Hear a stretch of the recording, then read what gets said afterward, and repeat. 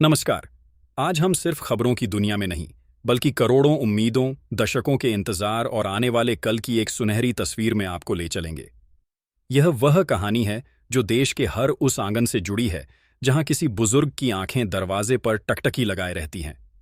यह उस एहसास की कहानी है जो त्योहारों की दस्तक के साथ और भी गहरा हो जाता है, अपने हक और सम्मान का एहसास। आज हमारे न्यूज़ रूम में दो ऐसी बड़ी खबरें हैं जो अलग अलग होते हुए भी एक ही धागे में पिरोई हुई हैं, और वह धागा है देश के वरिष्ठ नागरिकों को एक गरिमापूर्ण जीवन देने का वादा।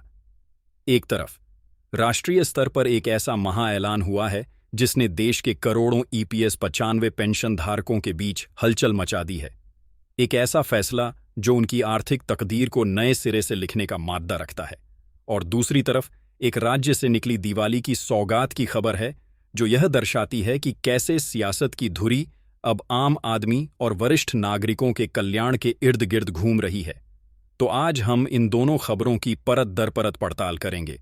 हम जानेंगे कि क्या सच में केंद्र सरकार ने 2025 तक कर्मचारी पेंशन योजना यानी ईपीएस 95 के तहत पेंशन को 7,000 रुपये तक बढ़ाने का ऐतिहासिक निर्णय ले लिया है। अगर हां, तो यह कैसे होगा, इसका लाभ किसे और कब से मिलेगा, और इसके पीछे की चुनौतियां और संभावनाएं क्या हैं। साथ ही हम हरियाणा की उस खबर का भी विश्लेषण करेंगे जहां दिवाली से पहले पेंशन में बढ़ोतरी कर एक बड़ा सियासी संदेश दिया गया है। तो बने रहिए हमारे साथ, क्योंकि अगले कुछ मिनट आपके लिए बेहद महत्वपूर्ण होने वाले हैं। चलिए सबसे पहले उस खबर का रुख करते हैं जिसने देशव्यापी स्तर पर सबसे ज्यादा ध्यान खींचा है। खबर है कि केंद्र सरकार ने साल 2025 से प्रभावी होने वाली एक अभूतपूर्व घोषणा में एम्प्लॉय पेंशन स्कीम 1995 के तहत दी जाने वाली अधिकतम मासिक पेंशन को दोगुना करते हुए सीधे 7,000 रुपये तक बढ़ा दिया है। जी हां, आपने सही सुना, 7,000 रुपये। यह खबर उन करोड़ों सेवानिवृत्त कर्मचारियों के लिए किसी सपने के सच होने जैसी है जो लंबे समय से बढ़ती महंगाई के बोझ तले अपनी मामूली पेंशन के साथ जीवनयापन करने को मजबूर थे। आइए इस घोषणा की गहराइयों को समझते हैं। सबसे पहले यह जानना जरूरी है कि कर्मचारी भविष्य निधि संगठन यानी ईपीएफओ ने साल 1995 में ईपीएस 95 योजना की नींव रखी थी। इसका मूल और नेक उद्देश्य यही था कि संगठित क्षेत्र में काम करने वाले कर्मचारी जब अपनी सेवा से निवृत्त हों तो उन्हें एक नियमित मासिक आय का सहारा मिले, ताकि बुढ़ापे में वे किसी पर निर्भर न रहें। लेकिन वक्त के साथ जो पेंशन राशि कभी पर्याप्त लगती थी, वह महंगाई के राक्षस के सामने बौनी साबित होने लगी। इस नई घोषणा से पहले ईपीएस योजना के अंतर्गत पेंशन भोगियों को अधिकतम 3,500 रुपये प्रति माह की राशि ही मिलती थी। आप और हम सभी जानते हैं कि आज के दौर में 3,500 रुपये की क्या कीमत है। यह राशि एक महीने के राशन, बिजली के बिल या किसी गंभीर बीमारी की चंद दिनों की दवाइयों के खर्च को भी पूरा करने में असमर्थ थी। लंबे समय से देश भर के पेंशन धारक संघ और श्रमिक यूनियनें इस राशि में एक सम्मानजनक संशोधन की मांग कर रहे थे। उन्होंने धरने दिए, प्रदर्शन किए और अपनी आवाज सरकार तक पहुंचाने की हर संभव कोशिश की। और अब ऐसा प्रतीत होता है कि उनकी दशकों की तपस्या आखिरकार रंग लाई है। सरकार ने उनकी मांगों को न सिर्फ स्वीकार किया है, बल्कि पेंशन को दोगुना करके एक बड़ा और सकारात्मक संदेश दिया है। अब सवाल यह उठता है कि सरकार ने यह वृद्धि क्यों की। इसके पीछे कई ठोस और महत्वपूर्ण कारण हैं।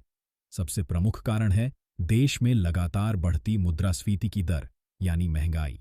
महंगाई ने पेंशन भोगियों की क्रय शक्ति यानी उनके पैसे की कीमत को लगातार कम कर दिया था। दूसरा बड़ा कारण है बेहतर स्वास्थ्य सुविधाओं के चलते जीवन प्रत्याशा में हुई वृद्धि।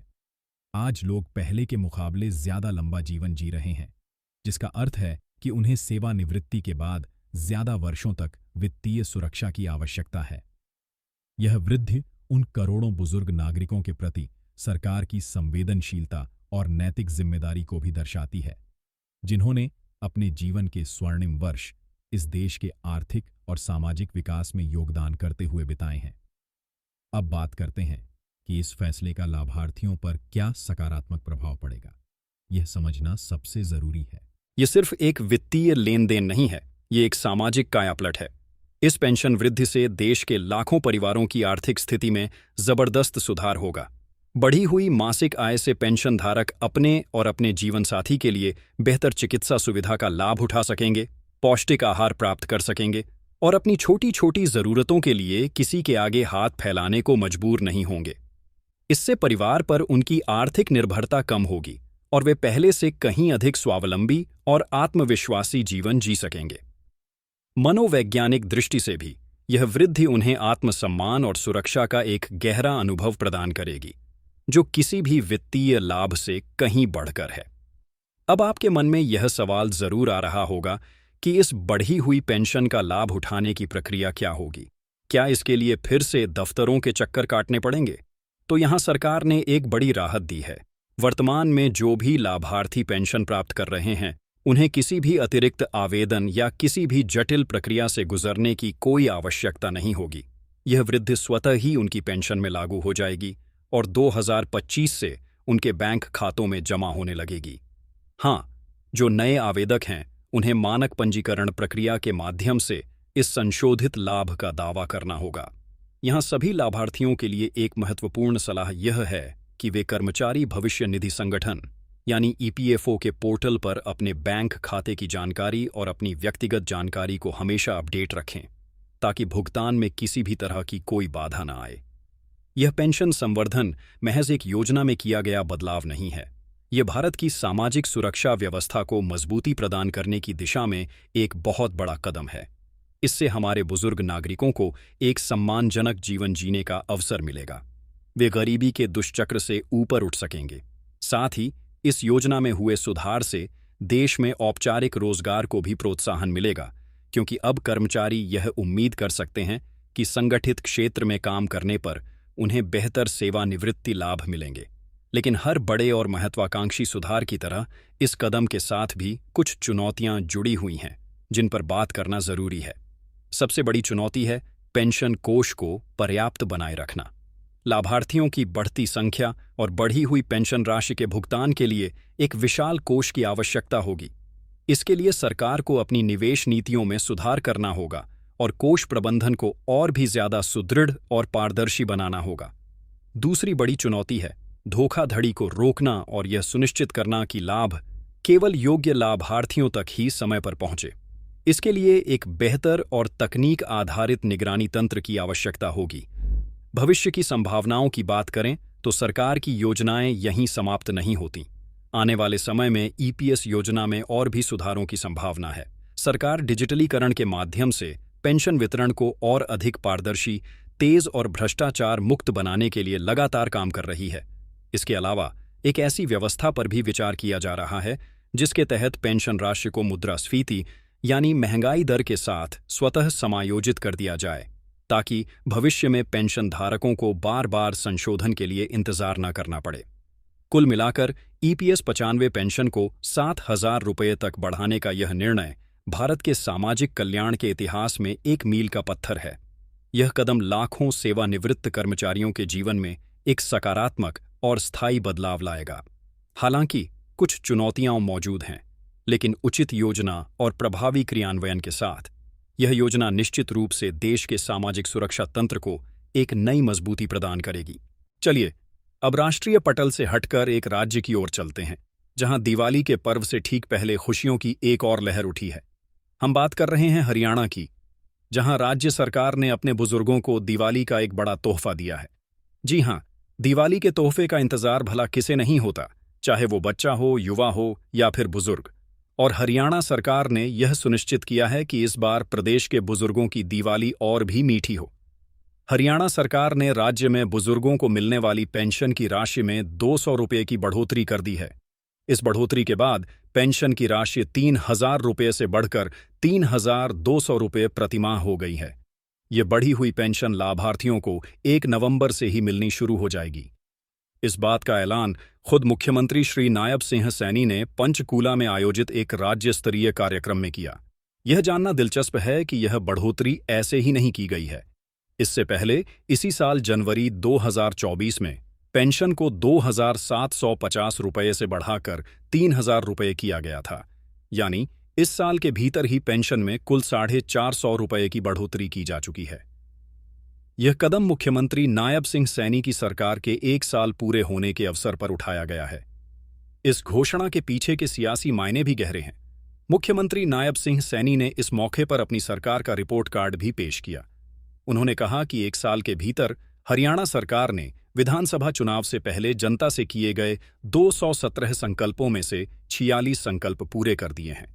उन्होंने यह भी दावा किया कि 158 वादों पर काम प्रगति पर है और इस वित्तीय वर्ष में 90 से ज्यादा संकल्प पूरे कर दिए जाएंगे।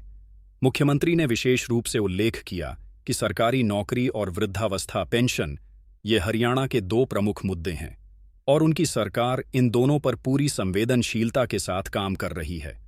उन्होंने कहा कि बुढ़ापे में हुई यह वृद्ध बुजुर्गों के लिए एक विशेष राहत और एक बड़े आर्थिक सहयोग का काम करेगी। इस कार्यक्रम में प्रधानमंत्री श्री नरेंद्र मोदी को भी आना था, लेकिन कुछ व्यवस्थाओं के चलते उनका कार्यक्रम स्थगित कर दिया गया।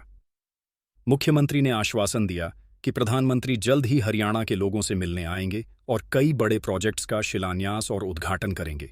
लेकिन उससे पहले पेंशन बढ़ोतरी का यह बड़ा तोहफा देकर मुख्यमंत्री ने प्रदेश के सभी बुजुर्गों का दिल जीतने की कोशिश की है।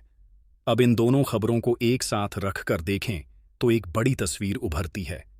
एक तरफ केंद्र सरकार की EPS 95 जैसी राष्ट्रीय योगदान आधारित योजना है, जिसमें कर्मचारी और नियोक्ता दोनों अपने सेवाकाल के दौरान योगदान करते हैं। दूसरी तरफ हरियाणा जैसी राज्य सरकार की सामाजिक सुरक्षा पेंशन है, जो पूरी तरह से राज्य के खजाने से दी जाती है और यह एक कल्याणकारी उपाय है। दोनों का स्वरूप अलग है, लेकिन दोनों का लक्ष्य एक ही है, हमारे वरिष्ठ नागरिकों को एक सुरक्षित और सम्मानजनक जीवन प्रदान करना। ये कदम दिखाते हैं कि कैसे भारत की राजनीतिक और सामाजिक चेतना में वरिष्ठ नागरिकों का कल्याण एक केंद्रीय मुद्दा बनता जा रहा है। यह पहल न केवल उन करोड़ों लोगों के जीवन को सीधे तौर पर प्रभावित करती है, बल्कि यह उस युवा पीढ़ी को भी एक सकारात्मक संदेश देती है जो आज देश के कार्यबल का हिस्सा है। उन्हें यह विश्वास होता है कि जब वे सेवानिवृत्त होंगे तो देश की सामाजिक सुरक्षा व्यवस्था उनकी देखभाल के लिए मौजूद होगी। अंत में, चाहे वह केंद्र सरकार का 7,000 रुपये का महत्वाकांक्षी लक्ष्य हो या हरियाणा सरकार का 3,200 रुपये का तत्काल तोहफा, यह दोनों ही कदम स्वागत योग्य हैं। ये इस बात का प्रमाण है कि हमारे नीति निर्माता इस तथ्य को समझ रहे हैं कि एक विकसित और सभ्य समाज की पहचान इसी बात से होती है कि वह अपने बच्चों और अपने बुजुर्गों का कितना ख्याल रखता है। यह सिर्फ पेंशन की राशि बढ़ाने की खबर नहीं है, यह उस भरोसे को मजबूत करने की खबर है जो एक नागरिक अपनी सरकार में रखता है। यह उस सम्मान को लौटाने की एक कोशिश है जिसके हमारे बुजुर्ग सच्चे हकदार हैं। हम उम्मीद करते हैं कि यह सिलसिला जारी रहेगा और आने वाले समय में देश का हर वरिष्ठ नागरिक चिंता मुक्त और गरिमापूर्ण जीवन जी सकेगा। देखते रहिए, क्योंकि यह खबर सिर्फ पैसों की नहीं, बल्कि सम्मान की है।